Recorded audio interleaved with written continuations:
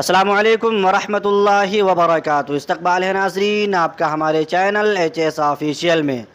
سامعین، ملت ٹائم کی رپورٹ کے مطابق بر صغیر کا معروف و مشہور دینی ادارہ، اکابر و اسلاف کی علمی و فکری روایت کا تابندہ و روشن ستارہ اور مجاہدین آزادی کی یادگار دارالعلوم دیوبند ایک بار پھر ایک نئے تنازع کی زد میں آ گیا ہے۔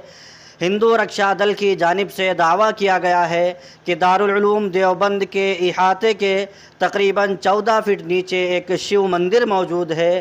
اس سلسلے میں تنظیم کے ایک عہدیدار نے ضلع مجسٹریٹ سہارنپور کو یادداشت پیش کرتے ہوئے اس مقام پر کھدائی کرانے کا مطالبہ کیا ہے۔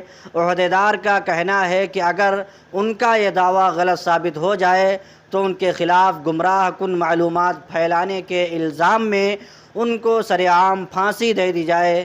دارالعلوم دیوبند جو دینی تعلیم کا ایک اہم مرکز اور ملک کی آزادی کی تحریک سے جڑا ایک تاریخی ادارہ رہا ہے، اس نوعیت کے دعووں کے بعد ایک بار پھر بحث کے دائرے میں آ گیا ہے۔